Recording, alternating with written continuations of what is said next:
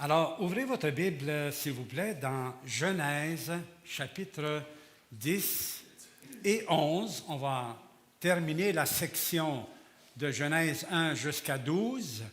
Et peut-être qu'une autre fois, on reprendra le reste à partir de la semaine prochaine. Tout le mois de décembre, ce sera des sujets variés qui, dans plusieurs, vont tourner autour de la venue de Jésus, de son incarnation, sa signification, comment ça s'est passé, et vraiment, nous sommes des évangéliques, vrai? Donc, ce qui nous anime, ce n'est pas les Pères Noël ou les cadeaux, c'est le fun d'avoir des cadeaux, mais le plus grand cadeau de Dieu, c'est son Fils, Jésus, qu'il a envoyé. Et il faut que ça paraisse parmi les vrais croyants en lui. Excusez. Donc, on a vu chapitre 1, chapitre 2, où Dieu déploie littéralement sa puissance et qu'il crée les cieux et la terre. Il a créé toutes les galaxies qu'on découvre aujourd'hui. Avec les images presque à tous les jours, on voit ça qui paraissent. Je suis dans l'admiration, ça me dépasse. Pourquoi Dieu y en a fait autant de galaxies? Il me semble qu'il y en a une, c'est assez. La galaxie dans laquelle on est, ça prend 100 000 années-lumière pour la traverser, juste notre galaxie. 100 000 années-lumière, voyons donc. Alors qu'il n'y a même pas une année-lumière entre le Soleil et nous.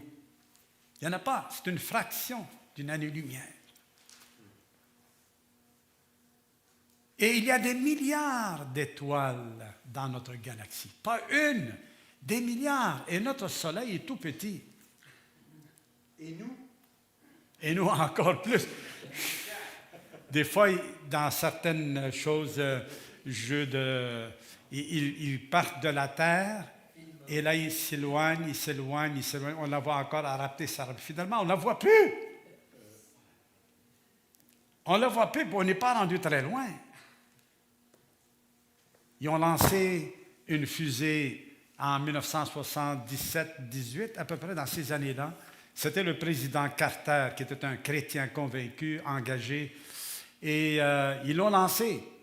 Et elle n'a pas encore terminé sa course. Elle n'est même pas encore sortie de la galaxie. Puis elle voyage à quelque chose comme 40 000 km à l'heure. Et elle est rendue, je pense, à 5 milliards de kilomètres. Mais elle n'est pas encore sortie de la galaxie. C'est immense. Et Dieu, il y en a comme ça, on nous dit, des milliards de galaxies. Pas juste une, pas juste 100. On chavire, ça nous dépasse. Et je disais dernièrement, encore, les scientifiques essaient toujours de toucher à la limite de l'univers. Mais on n'arrive même pas encore. Même après avoir envoyé la dernière James Webb, à 1 million, un peu plus qu'1 million de la Terre, millions de kilomètres, pour être plus profondément, plus proche du commencement du Big Bang, soi-disant.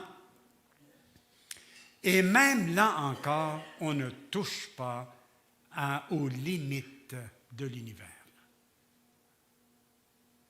Il donne des chiffres incroyables. Et Dieu permet à l'homme. Jusqu'à là, Dieu avait tout créé. Il était le seul à admirer sa création. Parce qu'il avait dit, tout était très bon. Mais aujourd'hui, de nos jours, c'est spécial. Ça fait quoi? Quelques années, là, une centaine d'années, sur les milliers d'années que la Terre existe, où Dieu permet à l'homme. Allez, tu veux pousser la connaissance? Tu veux me remettre en question? Si tu veux me connaître, allez. Hier, on était chez Claire, notre sœur bien-aimée, et elle a mis une vidéo à la télévision. Certains parmi les astronomes qui sont allés sur la Lune et qui donnent leur témoignage, hein, comment ils sont venus à la foi. Un, il avait marché sur la Lune, j'ai oublié son nom. C'est magnifique. Gagarin, le premier russe communiste, lui, il a été le premier qui est allé sur la Lune, pas sur la Lune, mais dans l'espace. Il a dit, quand il est descendu, il dit, j'ai regardé partout, j'ai cherché Dieu partout, et je ne l'ai pas vu. Dieu n'existe pas. Alors, je pense que c'est l'année d'après, comment il s'appelle, les Américains, Armstrong, envoie, il est parti lui aussi, il est dans l'espace, et il lui a répondu, il dit, j'ai regardé partout, j'ai cherché Dieu partout, et j'ai vu Dieu partout. Dieu existe. Vous avez entendu parler de ça, hein? Alors, l'incrédule dit dans son cœur, il n'y a point de Dieu. Il n'y a pas de Dieu. C'est fou. Il a beau avoir 15 doctorats. S'il ne croit pas que Dieu existe, il est un fou. C'est ça que Dieu dit.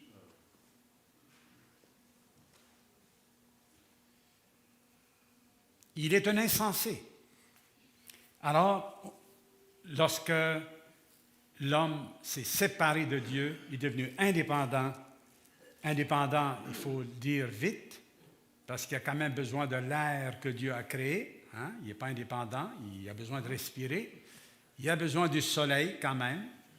Il a quand même besoin de manger et de boire de ce que Dieu a pourvu. Donc, il n'est pas indépendant. Il n'y a personne qui est indépendant. C'est une folie, l'indépendance, de croire qu'on est capable de vivre tout seul. Mais non, donne-moi la preuve. Tu n'as pas la preuve. Tu es dépendant de tout ça, là. Tu es dépendant que quelqu'un aille chercher le blé dans le champ, puis qu'il l'amène et qu'il le graine et qu'il fasse de la farine, puis qu'il fasse du pain pour que toi, tu ailles l'acheter au magasin. Avant qu'il arrive dans ton assiette, il y en a beaucoup qui ont travaillé, là. Tu sais, il y en a beaucoup qui ont travaillé. Alors, non, tu es dépendant. L'argent ne rend pas indépendant de tout ça, de certaines choses dans la vie, mais même encore là, ça ne te rend pas indépendant de la maladie. Là, tu es sur le même pied que n'importe qui, ni de la mort. L'argent ne rend pas indépendant. Alors, Dieu élimine toute cette génération, les descendants d'Adam, par le déluge. Il a anéanti toute l'humanité parce que leur cœur se tourne constamment vers le mal. Et Dieu, ça l'a profondément attristé, affligé. Écoute, pour que Dieu soit affligé, il faut qu'il soit triste. Il faut qu'est-ce qu'il a vu soit d'une gravité telle. Non seulement c'est grave qu'ils ont désobéi, mais toute la misère, le malheur qui accompagne ce genre de vie-là sans Dieu. La maladie, les souffrances, les querelles, la guerre, les meurtres. Dieu il voit ça, là, et ça l'attriste. Tout en étant en colère contre le mal.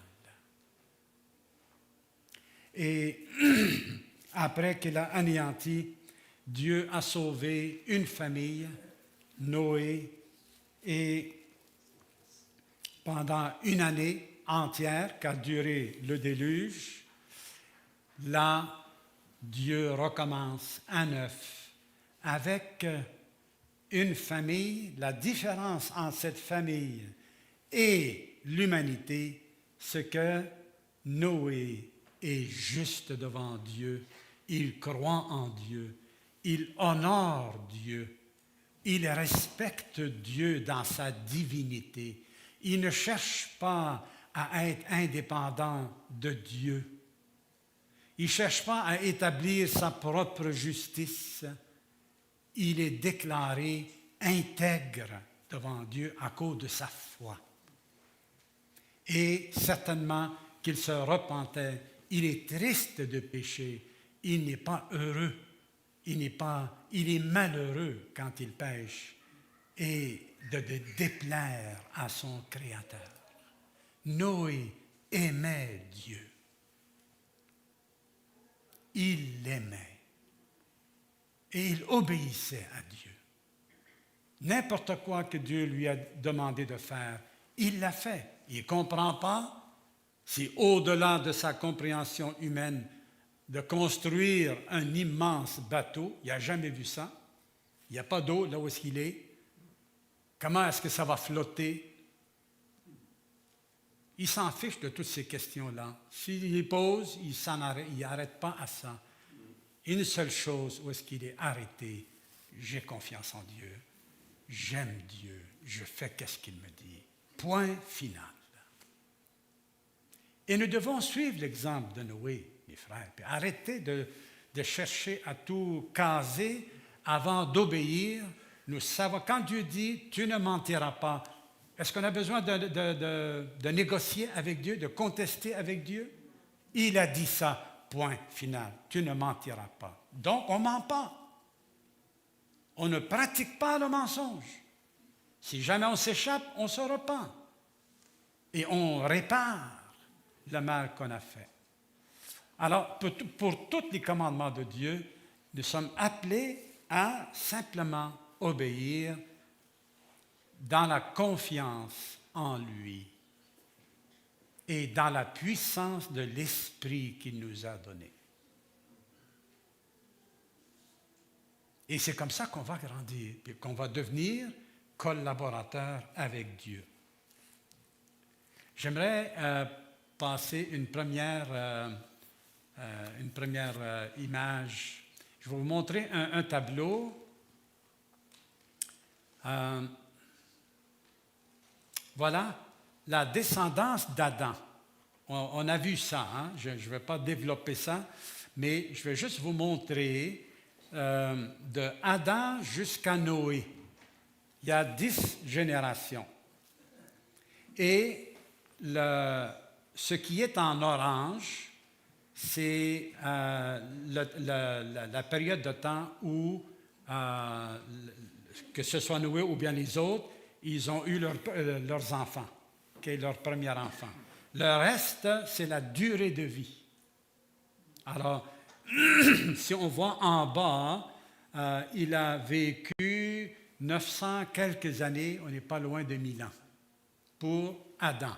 Mais si on regarde tout le reste, là, et on arrive à Noé.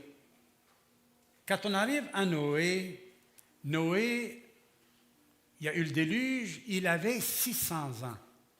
Or, à 600 ans, tous les autres avant lui étaient déjà décédés. Donc, on voit quand même là, c'est instructif de si Adam a eu 7, c'était des croyants. Il y a eu ensuite Enoch, le 7e, un croyant, tellement que Dieu l'a enlevé, comme l'Église va être enlevée plus tard. Et on arrive à Noé, le 10e, un croyant également. Mais entre ça, vous voyez, il y a eu, les hommes se sont éloignés de Dieu. On n'a même pas parlé de la descendance de Caïn, qui, eux, avaient rejeté Dieu carrément. Alors, c'est toutes ces générations-là qui se sont multipliées et qui ont vécu dans la rébellion contre Dieu et que Dieu a dû éliminer. Donc, il y a seulement Noé et ses 3 fils puis leurs épouses, tous ensemble, qui ont été sauvés. Alors, ça va être correct pour cela. Lise, si tu veux me mettre la deuxième. on a ici une de Adam, là, on va plus loin, là. Vous voyez, en jaune, Adam, Noé, ça c'est à peu près comme l'autre, et on descend. C'est ce qu'on va voir aujourd'hui. De Noé, il y a eu Shem ou Sem, ça c'est la lignée du Messie, okay? La lignée de la foi. C'est la lignée qui a gardé la communion avec Dieu.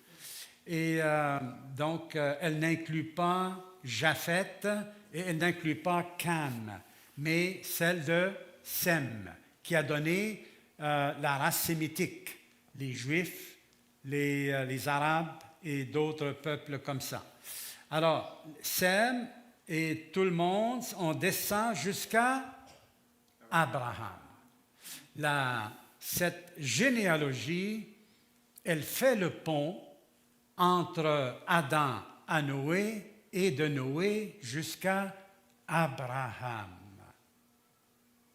Là, ça c'est plus connu, là, n'est-ce pas? Et ça, c'est dans le chapitre 12, Abraham, son histoire qui va commencer, l'alliance nouvelle qu'il va faire avec Abraham plus tard. Alors, mais ici, Moïse est en train de donner à son peuple d'Israël leur histoire qui a commencé avec qui? Avec qui a commencé l'histoire humaine? Avec Adam ou avec Dieu lui-même, n'est-ce pas? Adam, le Fils de Dieu. Le lien est fait directement avec le seul vrai Dieu. Il n'est pas aucun rapport avec les divinités païennes tout autour et que Israël était le peuple de ce seul vrai Dieu et de cette lignée humaine spéciale qui va conduire jusqu'au Messie, jusqu'à Jésus. Alors, donc, les noms clés, Adam, Noé, Abraham. OK, on va aller plus loin. Ici, malheureusement, ce n'est pas assez clair. Hein? Pour vous autres, en arrière, ce n'est pas assez gros, c'est le maximum qu'on a pu faire. On a Japheth, qui est sa lignée à lui. Japheth, il a eu 5 fils. Mais ceux qui sont mentionnés, ce sont les petits-fils de 2 de ces fils-là. Les autres ne sont pas mentionnés. Il y a, comment il s'appelle, Gomer, il a eu 3 fils. Donc, Noé est le grand-père de ces 3 fils-là, Ashkenaz, Rifaf, mes lunettes sont... et Togarma. Alors, ces peuples-là, j'aurais aimé avoir une carte, mais je n'en ai pas trouvé une qui soit assez explicative, mais pour nous montrer où ces gens-là sont allés habiter. Togarma, autour de la mer Noire, par exemple, et un petit peu vers la Turquie. Vous avez les autres, Javan, c'est un des noms donnés à la Grèce. Okay? Ça, c'est le nom de Javan, vous allez le trouver souvent dans l'Ancien Testament. Pas souvent, mais quelquefois. Il a eu sa lignée. Mais Cham, il a eu plus d'enfants, je pense que c'était 26 qu'il a eu, et il y en a 3 qui ont produit des petits-enfants, et l'autre, il n'a pas eu d'enfants. Et Sem, c'est-à-dire que Cam, il y a eu 30 descendants, beaucoup plus que Japheth. Japheth, il y en a eu en tout, qui sont mentionnés, 14. 7 fils et 7, comment j'ai dit 5 tantôt, là, c'était 7 fils et 7 petits-enfants, petits-fils. Alors que Sem, il a eu 26, mais il y en a quelques-uns qui sont mentionnés. Alors, ça fait en tout 70. Ça nous fait penser à plus tard, lorsque Jacob avec sa famille, ils étaient combien lorsqu'ils ont quitté l'Égypte? Oh, ils sont allés vers l'Égypte. Vous vous souvenez? 70 à peu près, ou 72, quelque chose comme ça. OK, alors, tout ça, là, c'est bon, ça nous paraît peu important, ça ne va pas changer toute notre vie, là, mais ça nous donne une compréhension de comment Dieu a organisé pour arriver jusqu'à nous. D'accord? On n'est pas les premiers, on n'est pas les seuls. D'accord? On n'est pas les seuls croyants. On a une histoire. Ça, c'est notre histoire. C'est notre histoire. La foi qui nous est commune. Il y en a eu beaucoup d'autres qui l'ont eu jusqu'à ce qu'on monte jusqu'à même Adam. C'est la même foi. Il y a une communion. Quand on regarde ces hommes, comment ils ont agi, même juste Noé, comment il a eu confiance en Dieu, intègre, obéit à Dieu. Ben, ça correspond à notre vie. Lui aussi n'était pas parfait. On l'a vu tout de suite après, hein? Il n'était pas parfait. Est-ce que toi, tu es parfait? Est-ce que c'est une raison pour douter de ton salut? Non, on se repent. On fait confiance à Christ qui intercède pour nous. Il est mort à notre place. Notre châtiment est pris. Et le Seigneur, par son esprit, renouvelle progressivement. La sanctification est une œuvre progressive jusqu'à la mort. Et ensuite, là, il nous ressuscite parfait dans notre corps. Actuellement, peut-être on ne s'en aperçoit pas, mais notre âme et notre esprit sont ressuscités, sont renouvelés. On est rendu participant de la nature de Dieu. Nous sommes une nouvelle créature. Un vrai croyant est une nouvelle créature en Christ. Et il est notre vie. Et donc, c'est notre histoire. Voilà, je viens, ça c'est mon arbre généalogique. Il y en a une selon la chair, il y en a une selon l'esprit, selon la foi, la lignée de la foi. OK, ensuite.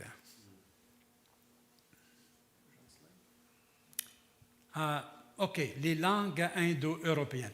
Je vais revenir là-dessus, Lise, tout à l'heure. Donc, on va aller un peu plus loin. Dans le chapitre 10 de Genèse, il dit, voici la postérité des fils de Noé, Sem, Cam et Japheth. Il leur naquit des fils après le déluge. Les fils de Japheth furent Gomer, Magog, Madai. OK, on les a lus tout à l'heure. Le verset 5, j'attire votre attention, il dit, c'est par eux qu'ont été peuplées les îles des nations. Alors, en parlant des îles des nations, ça peut inclure au-delà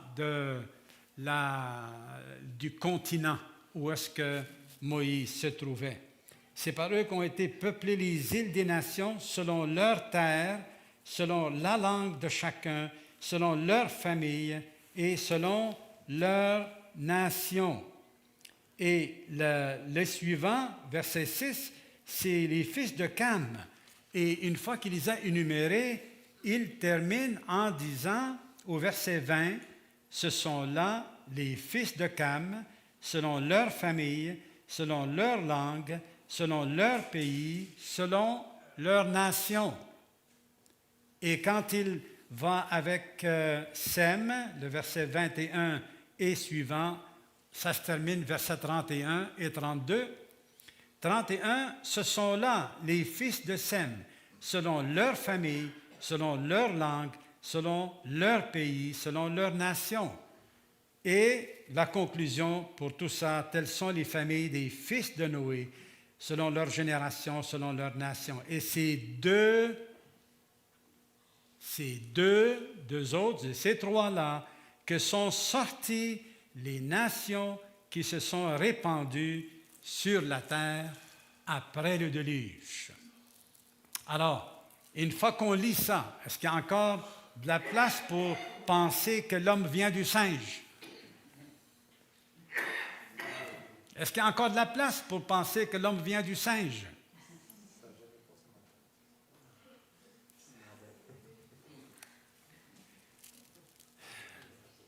Non, il n'y en a pas de place. OK? Voici ce que Dieu dit, c'est là, on vient de le lire. C'est ça la réalité, c'est ça qu'il a fait, et c'est la vérité. Si on veut se connaître, voici notre histoire. Notre histoire ne commence pas par je ne sais pas qui, par une petite chromosome, je pense, là, qu'ils ont dit, une petite, puis qui s'est développée, ainsi de suite. On n'arrive pas de là. Nous venons non pas d'en bas, mais nous venons d'en haut. Alors, je dis ça quand je témoigne, et quand on arrive sur ces sujets-là, je leur dis, j'ai une bonne nouvelle pour vous. On ne vient pas d'en bas, mais on vient d'en haut. C'est vrai que l'homme pécheur, méchant, des fois, il est pire qu'un animal. D'accord? Il peut être pire qu'un animal. Il peut tuer juste pour tuer, par haine, tout simplement. Quand je vois un tigre courir après une gazelle, c'est dur à voir, mais il ne va pas tuer tout le troupeau. D'accord? Il tue pour manger, puis une fois qu'il a le ventre plein, il se repose, puis là, il se remet à chasser encore à nouveau. L'être humain est capable de tuer, pour éliminer des adversaires qu'il n'aime pas. C'est ça qu'on voit un peu partout dans le monde depuis qu'il existe. Quand Caïn a tué son frère n'avait rien fait de mal. Il n'a rien gagné, Caïn. Ça ne lui donnait rien de tuer son frère. Mais la haine qui était contre Dieu, mais Dieu, il ne peut rien contre Dieu, mais son frère, il était innocent, il était faible. Il était plus jeune que lui, alors il représente Dieu, parce que Dieu a eu sa faveur contre son frère. Il l'a tué. Méchant. Méchant. Donc, pour conclure cette section de Caïn, de Noé, le Nouveau Testament dit, c'est par la foi que Noé, il a construit une arche pour sauver sa famille. 125 ans que Dieu lui a donné pour construire son salut. C'est qu'il allait le sauver du déluge qui s'en vient. Il a craint Dieu. Quand Dieu lui a dit qu'il va éliminer le monde, alors il a craint Dieu et il a obéi tout de suite, sans essayer de savoir quand est-ce. Il a obéi à Dieu. Il ne contrôle pas ce que Dieu va faire. D'accord? Et nous non plus. On ne contrôle pas ce que Dieu fait ou il va faire. Il est souverain. Il est indépendant. Il est le seul être qui est indépendant. Il n'a pas besoin de rien pour survivre, pour subsister, pour durer dans le temps. Il n'y a pas besoin. Il est le pourvoyeur à ceux qui ont besoin, c'est-à-dire les hommes. Mais c'est par la foi que Noé a construit une arche. Donc, dans son cas, il a participé à son salut et au salut de sa famille. Il a travaillé, il a construit comme ouvrier avec Dieu. Dans le salut que Christ a fait, Christ, il a fallu qu'il devienne un homme. Et comme homme, il a été parfait. Il a été ce que Adam était au début et qu'il aurait dû rester. Mais Adam a échoué. Jésus a réussi à demeurer dans la perfection malgré les tentations qui venaient du diable, qui venaient du monde et qui venaient de la chair, de sa propre chair. C'était facile à tomber. Et, et Jésus lui-même, il se sert de ce qui s'est passé avec Noé et avec le déluge. Et nous aussi, on peut apprendre de Jésus et des apôtres de comment, dans notre témoignage, d'inclure ce que Jésus a inclus là. Il dit, ce qui est arrivé au temps de Noé. Donc, il faut d'abord savoir, pour les Juifs, ils savaient qu'est-ce qui s'était passé au temps de Noé. Ils connaissent leur Bible. Alors, quand nous témoignons aux gens autour de nous, il ne faut pas prendre pour acquis que tous savent qu'est-ce qui s'est passé avec Noé. Et puis avec le déluge et l'arc-en-ciel. Donc, il faut être patient avec notre prochain et de les instruire là-dessus, leur expliquer. Il dit, veux-tu que je t'explique pourquoi, qu'est-ce que ça signifie l'arc d'alliance? Voyons. L'arc-en-ciel. L'arc-en-ciel. Et c'est une belle histoire pour commencer là, à instruire qu'est-ce qui s'est passé à l'époque, comment l'humanité est venue à rejeter Dieu, leur bienfaiteur qu'ils avaient environné d'un beau pays, un beau jardin, et qui leur a, la vie éternelle était disponible, mais ils ont écouté un charlatan qui passait et puis qui leur a dit, non, Dieu ne vous aime pas, puis vous pouvez être comme Dieu. On a fait ça, et voici ce qui est arrivé. L'humanité rebelle, tellement ça a attristé Dieu, et il a été obligé d'éliminer toute cette population-là mondiale. Il les a éliminés une première fois. Mais, et là on raconte l'histoire de Noé. Vous voyez, Jésus en parle aux Juifs, mais eux sont au courant. Alors, donc, donc on peut l'utiliser tout d'abord comme un avertissement pour instruire, mais regarde, il faut prendre Dieu au sérieux là. Notre époque ne prend pas Dieu au sérieux. C'est tout juste pour quelques-uns d'accepter que oui, ça se peut qu'il y ait un Dieu qui existe, mais après ça, c'est quoi qu'il a fait? Est-ce qu'il correspond à nous? Ah, on ne sait pas. Là, c'est peut-être, on va dire, c'est l'univers. Tu sais, peu importe le nom qu'on lui donne, là, c'est l'univers. Une fois, quand une femme m'a dit ça, elle prie l'univers. Alors, gentiment, il faut être gentil là, hein, avec les gens. Il ne faut pas les heurter inutilement. Je dis, quand tu pries l'univers, qu'est-ce que tu veux dire par là? Je prie l'univers. D'accord, mais qu'est-ce que tu pries? Est-ce que tu pries quelqu'un ou quelque chose? Et cette question-là, là, ajoutez-la à votre témoignage. Le Dieu en qui tu crois, est-ce que c'est quelqu'un ou c'est quelque chose? Et est-ce que si c'est un quelqu'un, est-ce que ce Dieu-là, est-ce qu'il s'est révélé? Y a-t-il moyen de le connaître? Y a-t-il moyen de parler avec? Et là, un pas après un autre, on les amène jusqu'à la révélation que Dieu a donnée de lui-même dans la création. Ça nous dit qui il est, tout-puissant, sage, intelligent, plein d'amour.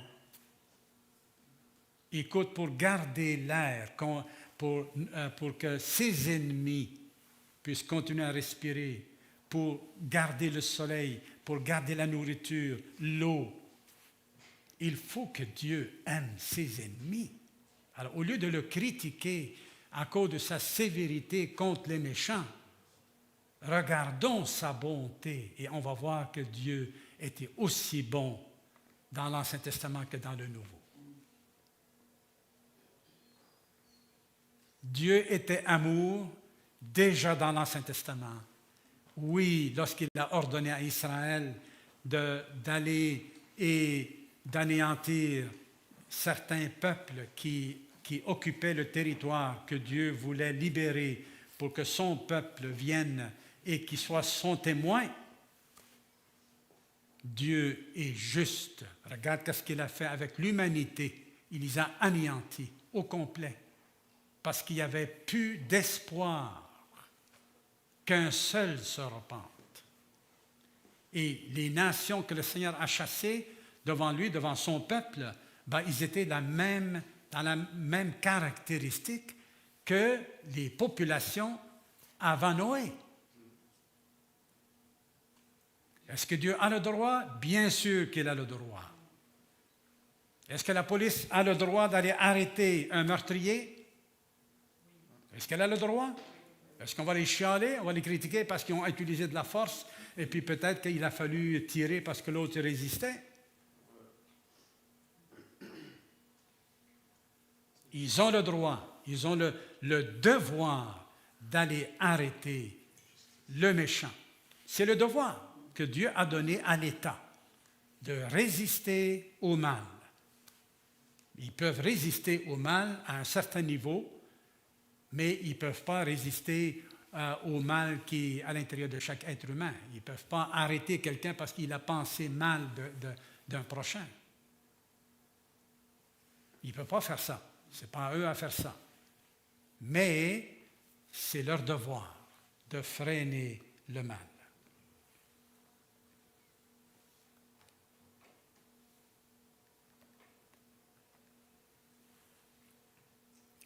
Et l'apôtre Pierre, la même chose. J'aimerais vous lire dans 2 Pierre, si vous voulez tourner avec moi dans 2 Pierre. Sinon, vous pouvez simplement écouter 2 Pierre 3. Et vous allez voir qu'il décrit un peu le monde et ça ressemble à la population d'avant Noé. Et ça ressemble à aujourd'hui. Si on pense qu'aujourd'hui, on a le summum du mal, peut-être, mais regardez, qu'est-ce qu'il dit? 2 Pierre, chapitre 3, versets 1 à 14. Il dit, « Voici déjà, bien-aimés, la seconde lettre que je vous écris. Dans l'une et dans l'autre, je cherche à éveiller par des avertissements votre saine intelligence, afin que vous vous souveniez des choses annoncées d'avance par les saints prophètes et du commandement du Seigneur et Sauveur, enseigné par vos apôtres, sachant avant tout que dans les derniers jours, il viendra des moqueurs avec leur raillerie, marchant selon leur propre convoitise et disant, « Mais où est la promesse de son avènement?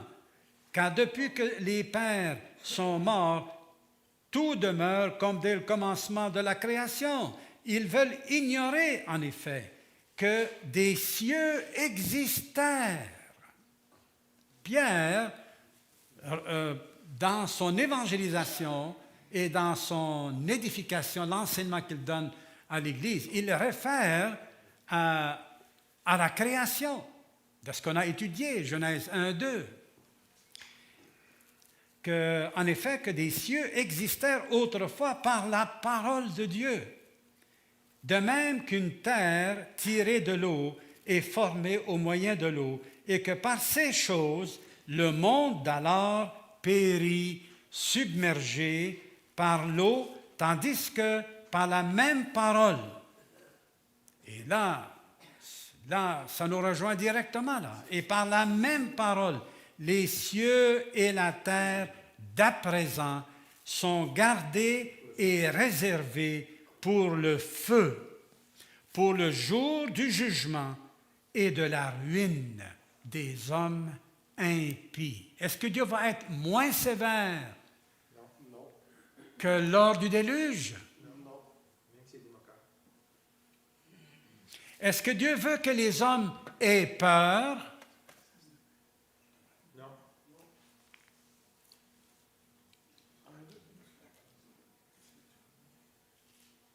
Je ne sais pas. à mon avis, là, on pense comme chrétien, on reconnaît, n'est-ce pas, la justice de Dieu, la sévérité de Dieu et notre salut également, parce qu'il n'avait pas été sévère, il n'aurait pas crucifié son Fils. À la croix, on met l'emphase, bien sûr, sur l'amour de Dieu, mais sur sa sévérité. Lorsqu'il a dit que le salaire du péché, c'est la mort, il faut bien qu'il applique la sévérité de la justice qui exige la mort. Non? Vous ne croyez pas? La croix révèle la sévérité de Dieu qui est allé jusqu'à accepter, laisser son Fils mourir.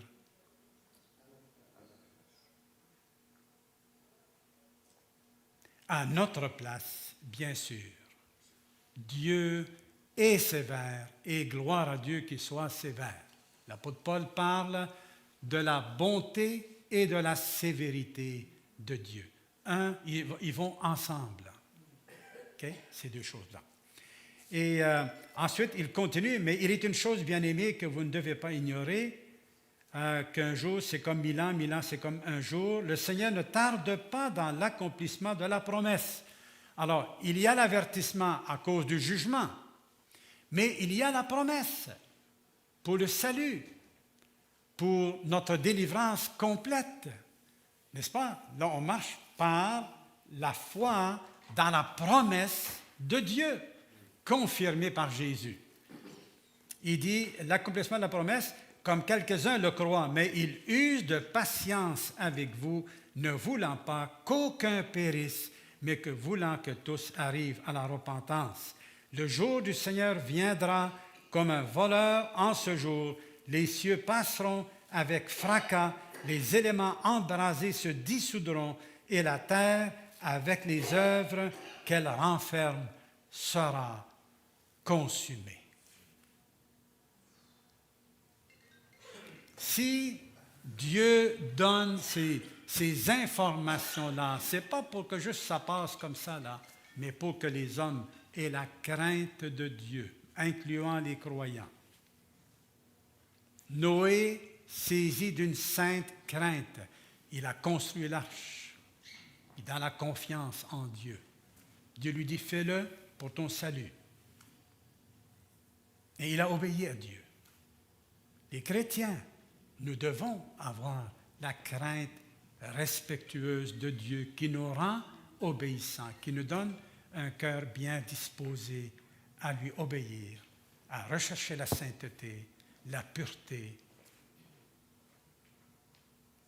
Si on n'a pas la crainte de Dieu, notre vie ne sera pas très différente de celle des bonnes personnes qui sont dans la société.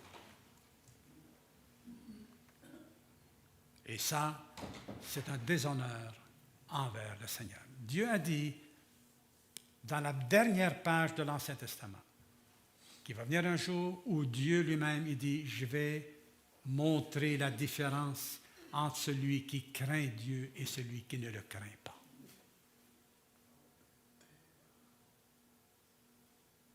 S'il n'y a pas une différence, s'il n'y avait pas de différence entre Noé et son environnement, là, on ne serait pas là aujourd'hui. Mais le style de vie de Noé était carrément, il était radicalement différent du reste du monde.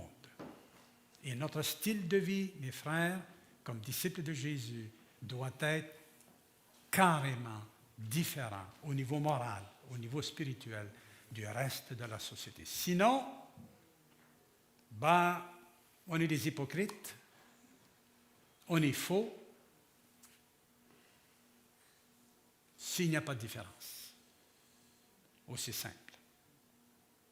Et ce que Pierre dit là, c'est certainement pour amener les croyants à être conscients de Dieu qui il est, à qui on a affaire. C'est notre papa. Mais c'est le Dieu saint, le Dieu souverain qui a créé les cieux et la terre et qui nous a créés à son image, à sa ressemblance. Et il est déterminé à rétablir toutes choses dans le cœur de tous ceux qui ont cru en son Fils. Alors, on va arrêter ici. Il y a encore, on n'a pas tout couvert, mais on va arrêter. Et à partir de dimanche prochain, ce sera des sujets variés qu'on va partager avec vous. Prions, s'il vous plaît. Notre Dieu et Père, nous te rendons grâce infiniment pour nous instruire, pour ne pas nous garder dans l'ignorance. Au contraire, mon Dieu, c'est notre histoire que tu racontes, l'histoire de tous ceux qui nous ont précédés. On voit à partir déjà de Genèse 3 comment, d'une façon lente, mais avec une main sûre, tu as annoncé ton salut, annoncé la victoire de la descendance de la femme sur la descendance du diable. Tu l'as annoncé dès le départ. Et Seigneur, tu as tout mis sur pied et tu as conservé ta bonté à Adam et à tous ceux qui sont descendus de lui. Et à Noé, Seigneur, rendu là, tu as tout éliminé, c'est vrai, mais encore sûr de toi, tu sais qu'est-ce que tu fais. Un seul homme a cru en toi et par lui, tu as recréé. Nous avons confiance, Seigneur, en toi, de ce que tu vas réussir à faire tout ce que tu as dit. Tout ce que tu as annoncé à l'avance, c'est écrit. Tu n'as pas peur de te tromper. Tu n'as pas peur de faire une erreur. Et tu as tout confié le jugement entre les mains de ton Fils. Tu n'as pas peur que lui va se révolter contre toi, mon Dieu. Alléluia à toi. Merci, Seigneur Jésus, de nous avoir sauvés. S'il y a quelqu'un parmi nous qui ne t'appartient pas, oh Maître, ne le laisse pas partir sans le convaincre par ton esprit et par ta vérité, afin qu'il se repente et qu'il mette sa foi en toi. C'est notre prière. Amen.